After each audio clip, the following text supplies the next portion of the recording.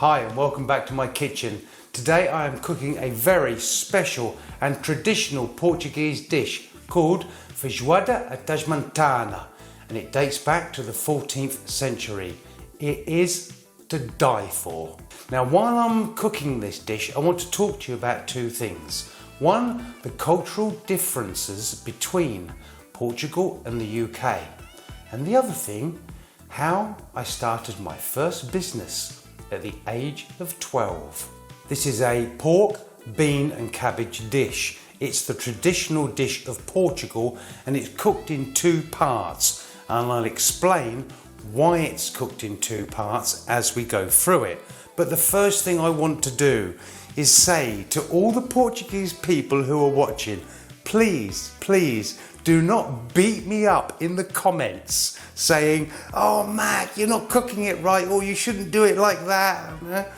Remember, I'm not Portuguese and I'm still learning how to cook this dish. For the first part of cooking this dish, we need paprika, onion, garlic, salt, pepper, olive oil, and a pig's foot. So I open up the pig's foot and separate it, and we do this because we want the collagen from out of the bones and all of this, because that's what gives flavour and texture.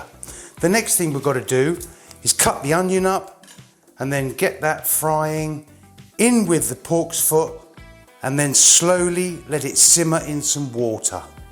Now we need a saucepan that's going to cook the pig's foot and then take the second part of the dish. And when we talk about collagen and cooking up bones, you're going to see something that will give all of that flavour through in that part. Okay, so having chopped the onions up and the garlic, I'll get those fried off with some olive oil. In we go with the onions and get them just golden brown. Just coming up to golden brown, in with the chopped up garlic. Now in with the pig's foot all broken up, followed by enough water to cover the foot, salt and a good grinding of pepper. That now needs to simmer for a good hour and a half until all the meat and the skin comes off the bones. That's when you'll know that it's cooked and every flavour that you want has come out. That doesn't go to waste because I've got two girls. Woohoo! Simmering away beautifully. Let's talk about cultural differences. I've got two videos coming up about the cultural differences between Portugal, UK, Portugal, USA, because the USA has got a different culture to even the UK. The cultural differences are not massive, we're not talking miles apart, but one of the things that I'm struggling with even today is pricing. If you go into a restaurant here in Portugal or you go into the supermarket, you will find the prices there. Look at the menu, see the dish, there's the price. Go into the supermarket, want to buy a cucumber, that's how much it costs. But when you go to other places here, and a lot of other places, there are no prices on things. And I don't understand why. Now I'll give you one example. Go to a car sales here and you will not see a price on the vehicles. And I don't understand why. Because for me, putting the price on the vehicle is something that could attract a customer, but they don't do it. And I've said to the Portuguese people, why are there no prices on things like that and in lojas, in shops? And they just go, no say. And they don't know. And I'm wondering, does it stem from the days of Salazar? Is it something way back there? Now, I'm sure today the opportunity is there to raise those prices a little bit and get a bit more out of people, particularly estrangeiros, foreigners. But if you go back 40 years, and even then there were no prices on things, there was no tourist trade in Portugal then. So it's a cultural thing. and I just can't get my head around that. Having come from the UK where everything is priced up, and you go into a shop and you're looking around, you think, well, how much are things? So how do you know whether you're paying a fair price or not? There's a simple way around that. If you want to buy, for example, a saucepan set, go on to Amazon, for example, look at the price of a 5-set saucepan set and see what that costs. Then when you go into the shop, you've got a good idea of what you should be paying. Before we move on to cooking the second part, let's take a look at what we've got here. An absolutely delicious, gorgeous stock. And the pig's foot, well, look at that, cooked to a treat and literally falling apart. But none of that goes to waste. That is for my girls. But how delicious is all of that? So the idea of the pig's foot is to get a delicious stock. But as you're going to see shortly, it doesn't end at just the pig's foot for the stock. So we've got ourselves a beautiful stock. Now what we need to do is make the feijoada. And for that we are going to want pork, chorizo, carrots, tomato. I've got fresh tomatoes. You can use chopped tomatoes out of the tin. Cabbage, bay leaves, beans, and a few more herbs. Chorizo is one of the main ingredients in this dish. And when you buy this, when you go to the butcher's, make sure you ask for qualidad, because otherwise you could end up with chorizo that's got an awful lot of gord in it, fat. Let's have a look at what this one looks like. I'm only going to use half of this because obviously I'm cooking for one person. But the minute you cut into that, look, there's very little fat. Cut it again, look at that. Absolute quality. Now if this was poor quality, there'd be huge blobs of pork fat, and that is not for me. The second thing I want to show you is the main pork for the feijoada. Now you can put any pork in that you want, but what I buy is the pig's foot and then the pig's calf. And I get the butcher to chop that up because I get a lot of bone in it and he breaks into the bone. And I want to show you this. So you get a good amount of meat, but you also get a lot of bone to get more of that flavour. So this is the calf, and as you can see, there's lots of beautiful meat, loads of it. But look, there's the bone all cut up, and that is going to give extra flavour. You don't need to see me cut cabbage, carrots and tomatoes up. You know how to do that. So what I want to talk about now is what happened to me when I was 12, 13 years old. I was brought up in a children's home, and no, it wasn't a bad experience. It was a wonderful and positive experience. I grew up with the staff and the 11 other children in the children's home. And I'm telling you, there are some stories I could tell you that would make your hair curl. However, there are one or two downsides to being in the care of the local authority, i.e. the council, the social services. And one of them is you didn't get a lot of pocket money. Okay, right, so yeah, something you got to put up with. But my friends at school were getting lovely things from their parents. For example, a lovely record player and the cassette recorders, the cassette players, remember them? They were getting gifts like that, and you don't get that when you're in a children's home because the committee at the local council just won't buy them for you. And I was thinking, oh, I'm missing out here, I'm not happy about this.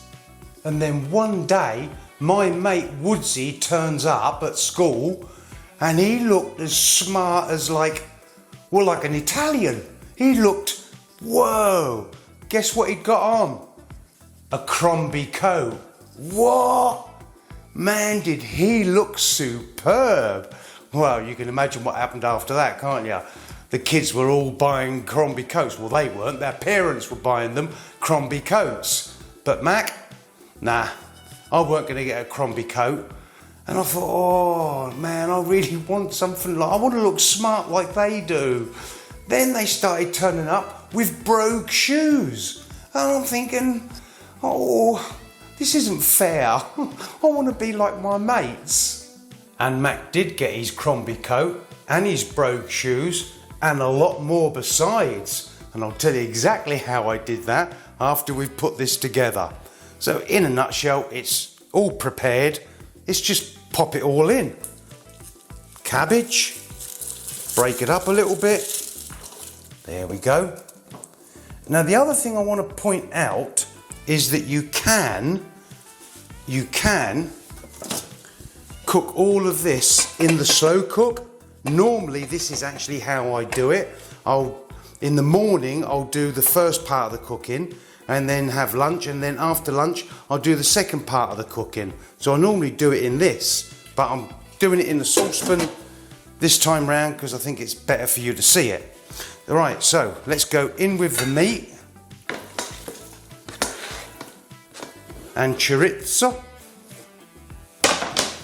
carrots, bay leaf, tomato.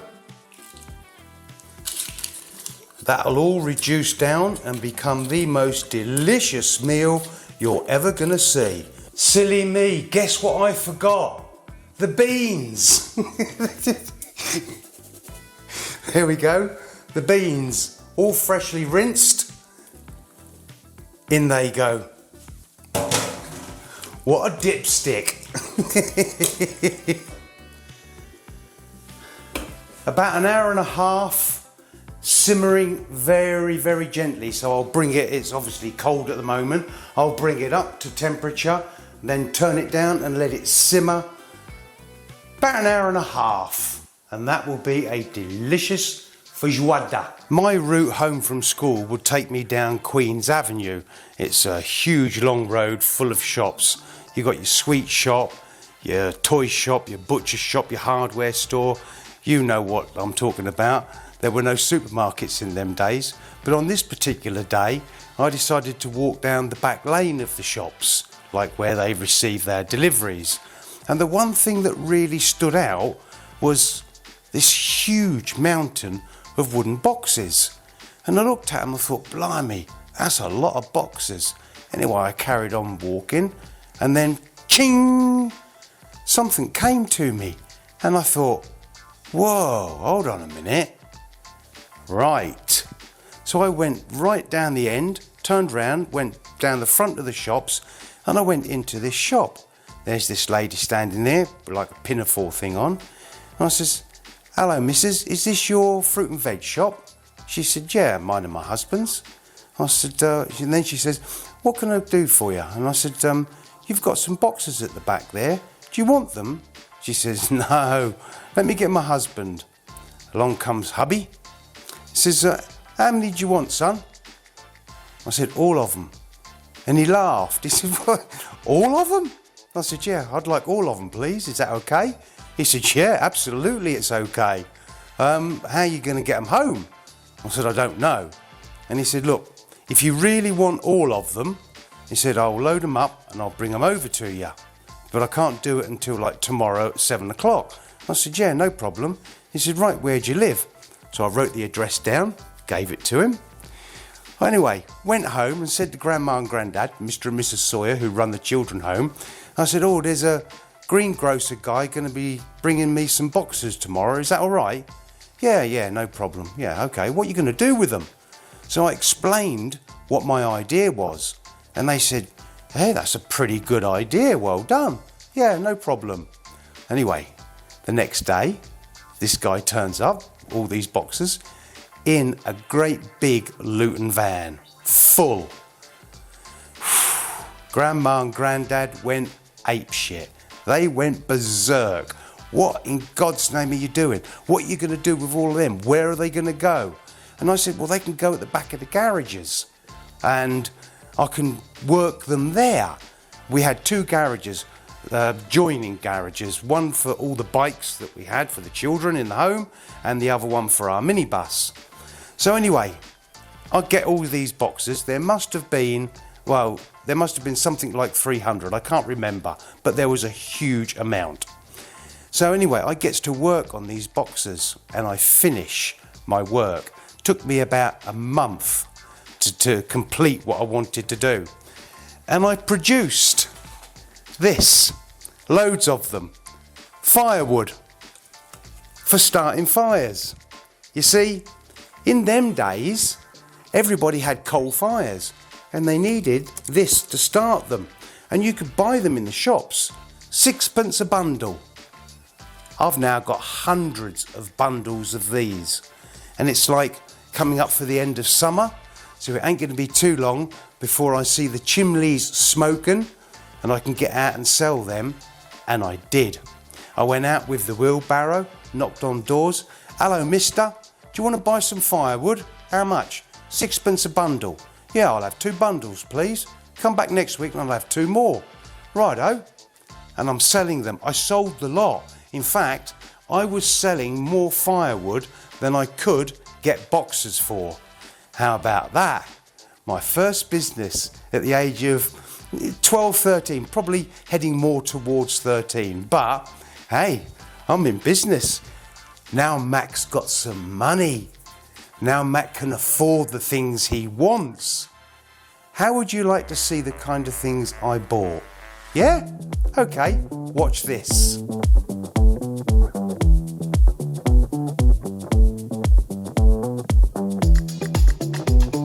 Hey, Mac look like one of the boys now, with me shades, me brogues, leather soled, beautiful Crombie, white shirt.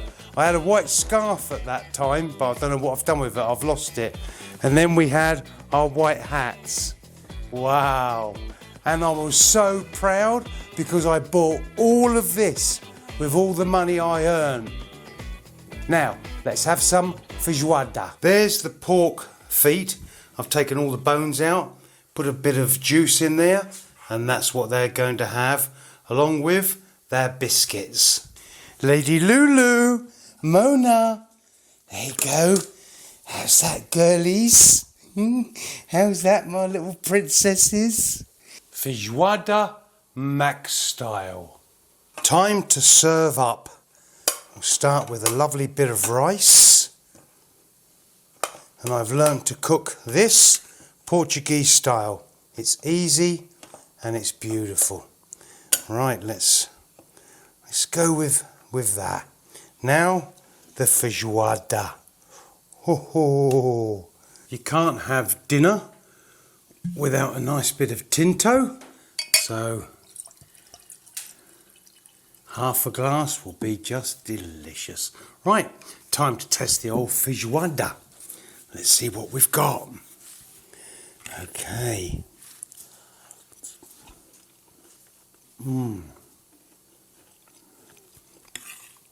Yeah, just like the Portuguese people make it, I promise you, it is just like it.